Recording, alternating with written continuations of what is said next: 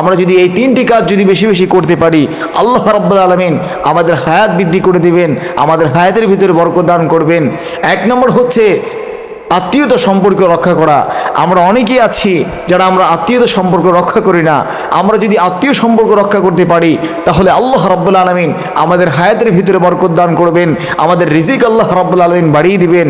কেননা রাসূল সাল্লাল্লাহু আলাইহি ওয়াসাল্লাম হাদিসের ভিতরে বলেছেন, যে ব্যক্তি আত্মীয়তা সম্পর্ক রক্ষা করে এবং নেক আমল করে ওই ব্যক্তির রিজিক আল্লাহ রাব্বুল আলামিন বৃদ্ধি করে দেয় এবং হায়াতের ভিতরে আল্লাহ রাব্বুল আলামিন বরকত দান করেন।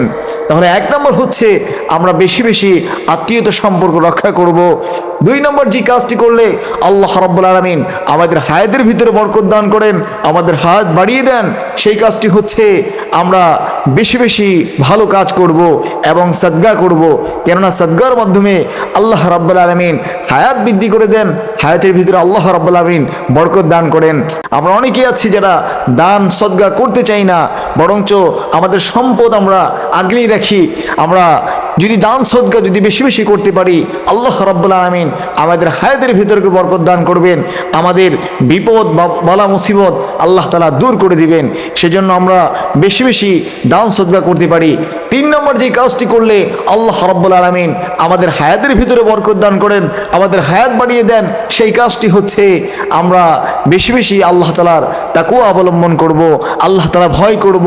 কেননা যে ব্যক্তি আল্লাহ তাআলাকে ভয় করে, তাকওয়া অবলম্বন করে, আল্লাহর রাসূল সাল্লাল্লাহু আলাইহি ওয়াসাল্লাম বলেছেন এবং কোরআনের অসংখ্য জায়গায় এসেছে, যে ব্যক্তি ঈমান আনার পর তাকওয়া অবলম্বন করলো এবং আল্লাহ তাআলাকে বেশি বেশি ভয় করলো, বেশি বেশি আল্লাহ তাআলার ইবাদতে মগ্ন থাকে, ওই ব্যক্তির রিজিকের ভিতরে আল্লাহ তাআলা বরকত দান করেন এবং ওই ব্যক্তির হায়াত আল্লাহ তাআলা বাড়িয়ে দেন।